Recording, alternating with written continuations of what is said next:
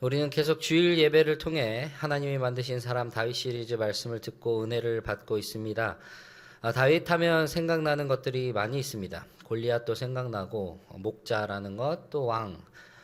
다윗을 대표하는 것들이 수많은 것들이 있습니다. 용사였다는 것, 또 목자였다는 것, 왕이었고, 그리고 또 한 가지가 있다면 그는 음악가였습니다. 수금을 타서 사울의 마음이 평안하게 되었던 것을 우리는 기억을 하게 됩니다. 그래서 다윗 하면 떠오르는 것이 시편입니다. 사실 시편에서 가장 많은 지분을 차지하는 사람이 다윗인 것이죠. 그런데 오늘 시를 한번 보면 시인 다윗의 상황이 그리 좋아 보이는 상황은 아닙니다. 그래서 어떤 이들은 이 시의 배경이 다윗이 사울을 피해서 도망할 때다라고 이야기를 하는 사람도 있고, 어떤 사람들은 압살롬의 그 반역으로 인해서 도망가던 때라고 이야기를 합니다. 무엇이 되었든 이 두 사건이 아니고 또 다른 일이라고 하더라도 분명한 것은 다윗이 이 시를 쓰고 있는 이 상황 속에서는 고통 중에, 어려움 중에 있는 상황이라는 것입니다. 그래서 시인은 지금 여호와를 부르며 주께로 피한다라고 말을 하고 있습니다. 주님, 부끄러움을 당하지 않게 해주세요. 주님의 공의로 건져주세요. 그런 기도를 하며 도움을 구하고 있는 시인의 모습을 보게 됩니다. 자신의 힘으로는 어찌할 수 없는 그런 상황 앞에서 시인은 자신의 기도를 들으시는 분, 자신이 도움을 받을 수 있는, 자신에게 도움을 주실 유일한 분, 하나님께 도움을 구하고 있습니다. 지금 시인이 간절하게 구해달라고 하며 의지하는 것이 바로 무엇이냐면 하나님이며 하나님의 공의입니다. 주의 공의라는 것이죠. 교만한 자를 심판하시고 하나님께 의지하는 자를 구원하시는 하나님을 바라고 있는 것입니다. 자신을 구원할 견고한 산성이며 요새 되어주시기를 간절히 바라고 있어요. 피하여 숨을 바위가 그래서 안전을 책임질 수 있는 견고한 산성이 되어달라고 동시에 고백을 하고 있는 다윗의 모습을 보게 됩니다. 주님은 나의 바위시여 나의 산성이십니다 라고 그렇게 고백을 하고 있다는 것입니다. 이 시인의 간구하는 모습이 바로 시인의 믿음입니다. 그 시인의 믿음은 하나님과 자신과의 관계를 고백하고 있는 모습이에요. 나의 반석과 나의 산성이시라고 분명하게 고백하고 있는 것입니다. 나 자신으로는, 나 스스로는 이 위기를 피할 수도 이겨낼 수도 없는 그런 나라는 존재이지만 하나님이 계시기 때문에 자신은 여기에서 구원받을 수 있다고 그것을 고백하고 있는 것입니다. 그러면서 뭐라고 말하냐면 주의 이름을 생각하셔서 나를 인도하시고 지도하소서라고 그렇게 시인은 노래하고 있습니다. 세상의 모든 일이 궁극적으로는 하나님의 영광을 위하여, 그리고 그 이름의 영광과 관계가 있습니다. 다윗은, 이 시인은 그것을 고백하며 주의 이름을 위하여 자신을 인도하고 지도하시기를, 마치 목자가 양떼를 인도하듯 자신을 그렇게 인도해 가시면 자신도 양이 목자를 따르는 것과 같이 그렇게 따르겠노라고 그렇게 말하고 있는 다윗의 모습을 보게 됩니다. 온전히 자신을 하나님께 맡기고 있는 그 신앙의 모습을 보여주고 있는 것이죠. 그럼 이 시인이 말하고 있는 그 두려움, 고통, 그 위기는 바로 무엇일까요? 시인은 먼저는 그 위기에 대해서 비밀이 친 그물이라고 말을 합니다. 비밀이 친 그물, 보이지 않는 그물이라는 거예요. 보이지 않는 위험으로 인해서 위기를 맞이하고 있습니다. 그 위기 속에 이 시인은 자신의 영을 주님의 손에 부탁합니다. 생명, 그리고 영혼, 삶과 죽음이 모두 주님께 속해 있음을 고백하며 어떻게 하시든지 주님, 저는 주님을 따르겠습니다라는 그 확신의 표현을 보여주고 있는 것입니다. 그 확신의 근거는 바로 진리의 하나님께서 자신을 속량하시고 구속하셨기 때문이라는 거예요. 약속대로, 말씀하신 대로 신실하게 구원을 베푸신 그 하나님께서 공의로 건지시는 것을 깨닫기에, 그것을 알기에, 그것을 신뢰하기에 전적으로 맡기는 고백이 있을 수 있다는 것입니다. 바로 이것이 우리의 기도의 모습이 되어야 한다는 것이죠. 예수님께서 십자가에서 하셨던 아버지여 내 영혼을 아버지 손에 부탁하나이다. 그리고 스데반 집사가 순교당하는 순간에 주님과 같이 주 예수여 내 영혼을 받으시옵소서라고 했던 것처럼 우리 삶 전체를, 우리의 모든 걸음들을 주님께 맡기는 기도가 계속 되어야 한다는 것입니다. 이렇게 고백한 시인의 그 확신이 더 확실한 신뢰의 고백으로 나아가는 표현이 오늘 시인에 담겨져 있습니다. 여호와만 의지하겠다라고 하는 그 신앙, 그 신뢰의 원동력을 공개를 합니다. 그게 무엇이냐면 바로 주의 인자하심입니다. 주님의 인자하심, 여호와의 헤세드예요. 그 한결같은 사랑, 그 흔들리지 않는 그 사랑을 생각하면 기쁘고 즐겁습니다. 비록 나는 어디에 있습니까? 고난 중에 있어요. 여전히 어려움 가운데 있고 환난 가운데 있습니다. 그러나 주님께서 나의 고난을 돌아보시고 내 영혼의 아픔과 환난까지도 다 알고 계시기에 나는 기쁘고 즐거울 수 있습니다라고 그렇게 고백할 수 있다는 것이죠. 그 모든 것들을 아시는 주님께서 나를 흔들리지 않게 굳건하게 세우실 것이라는 거예요. 그것을 경험했기에, 그리고 그것을 알기에 시인은 이 고통과 어려움과 환난 속에서도 기뻐할 수 있습니다. 그 모습을 우리는 발견하게 되는 것이죠. 그런데요, 그 시인의 고통이요, 생각보다 쉽지 않습니다. 힘들어요. 육체의 고통뿐만이 아닙니다. 육체에 엄청난 고통이 있지만 거기에 더하여 정신적인 고통까지 동반이 됩니다. 근심이 얼마나 심한지 눈이 새어져서 어두워진 정도라고 이야기를 해요. 눈도, 몸도, 마음도, 영혼마저도 고통과 근심으로 탄식하며 다 흘려보내버리고 있습니다. 다 녹아버리고 있어요. 그런데 단순히 그 정신적인 고통만 있느냐? 거기에 사회적인 어려움도 그에게 다가옵니다. 원수들이 끊임없이 그를 비난해요. 끊임없이 그를 부끄러움을 당하도록 만들고 있습니다. 그런데 나의 이웃이 더 심하게 비난하고 혐오하고 있어요. 원수뿐만이 아니라 나의 이웃, 나의 사람이라고 생각했던 나의 이웃도 비난하고 있는 것을 보게 됩니다. 사람들이 다 나를 피하는 것 같아요. 혼자인 것 같습니다. 그런 괴로움 속에 너무나 외롭습니다. 마치 죽은 사람과 같이 잊혀버린 것도 같다고 그렇게 이야기를 하는 것이죠. 나의 이름을 부르는 사람이 하나도 없습니다. 마치 깨진 그릇이 버려지는 것과 같이 자신도 그런 버림당하는 고통에 당하고 있습니다. 아무도 보지 않고 철저하게 외면당하는, 그런 무시당하는 그런 어려움과 그런 두려움, 그런 외로움 속에 둘러싸여 있다는 것이죠. 이보다 더 큰 그리고 두려운 고통과 괴로움 찾을 수가 쉽지 않을 것 같습니다. 그런데 그 상황에서 이 시인은 다시 한번 말해요.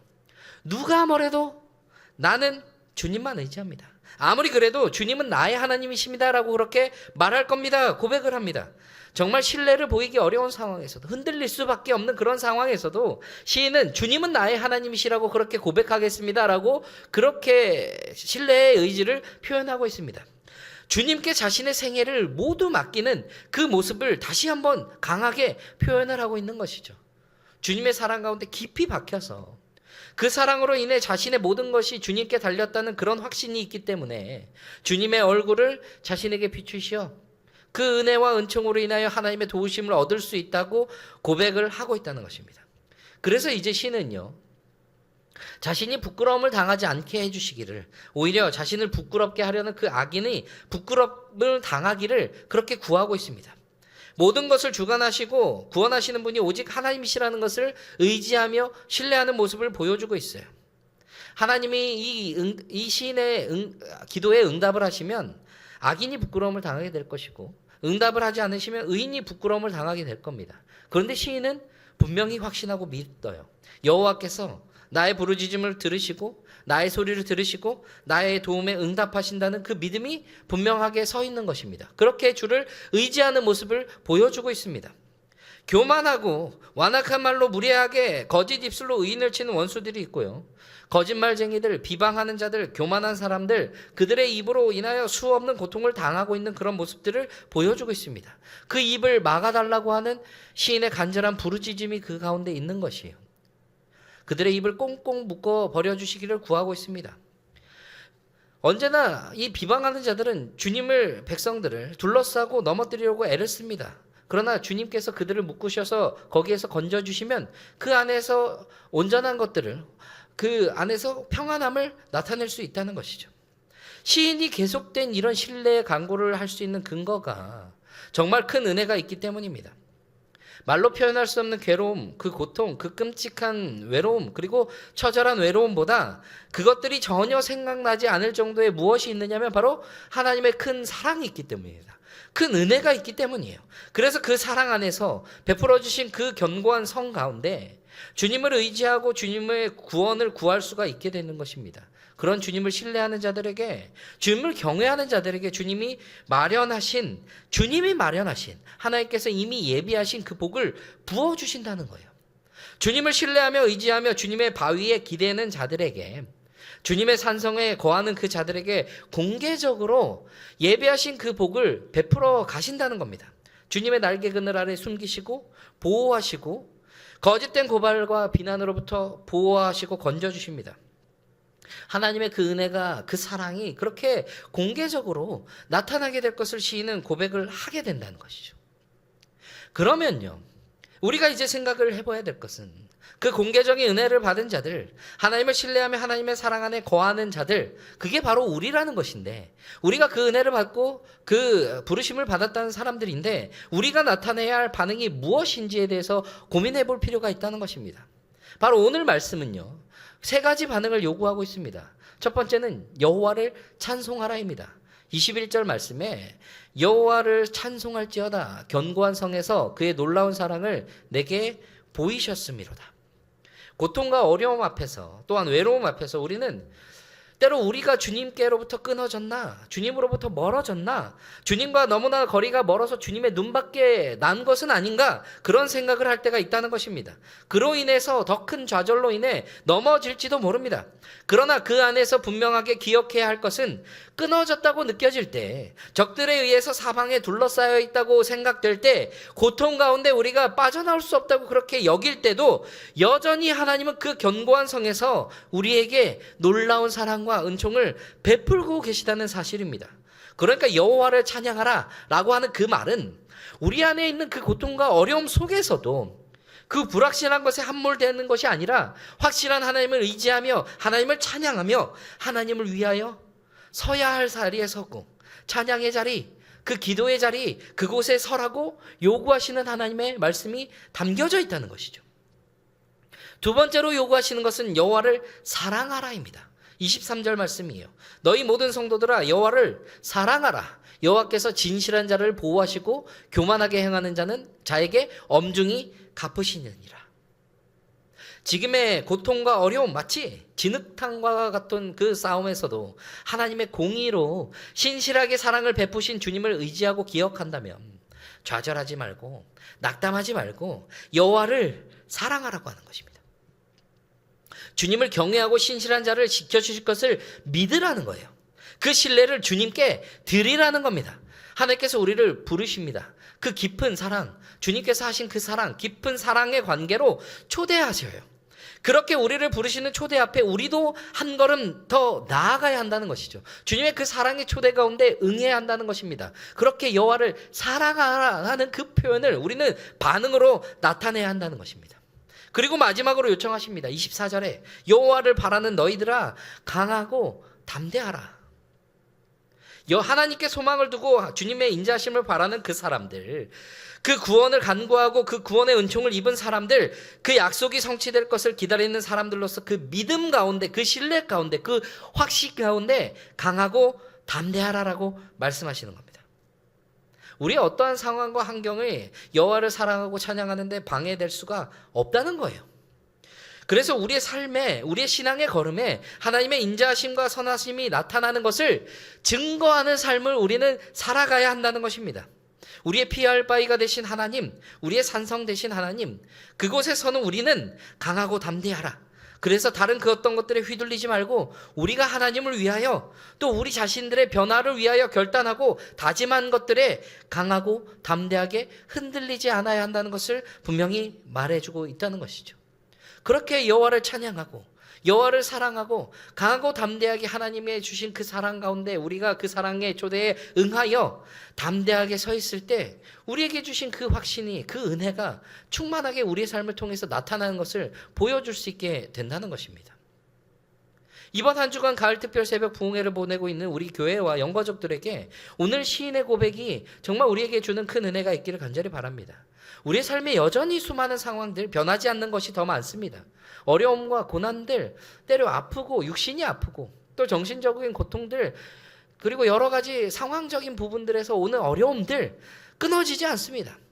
그러나 우리의 삶 속에서 우리의 삶 속에서 하나님이 주신 은혜들이 끊임없이 나오고 있는데도, 특세를 통해 우리가 큰 은혜를 받고 삶을 살아가는데도 여전히 그 고통과 어려움들은 잔재하고 있다는 거예요.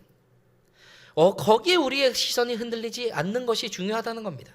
다른 것을 이야기하는 것이 아니라, 어떤 사람들이 하는 그런 다른 이야기를 듣는 것이 아니라, 하나님의 공의로 우리를 신신하게 붙드시고 주님의 그 사랑으로 흔들리지 않으시고 변하지 않은 그 사랑으로 우리를 건지실 그네를 바라보며 하나님을 찬양하고 하나님을 사랑하고 그 소망으로 강하게 담대하게 주님을 의지하는 우리의 모습이 드러나야 한다는 것이죠. 우리의 모습을 그렇게 온전히 드리며 나아갈 때 주님의 그 사랑으로 우리를 덮으시옵소서. 주님, 우리의 모든 것들을 주님께 맡기옵니다. 그런 우리의 모습이 되어야 한다는 것입니다. 그런 우리의 모습을 온전히 드림으로 남은 가을 특세와 또 우리 교회가 나아가는 그 큰 걸음 속에 하나님의 은혜를 더욱 충만하게 누리시는 저와 모든 성도님들이 되시기를 간절히 바랍니다.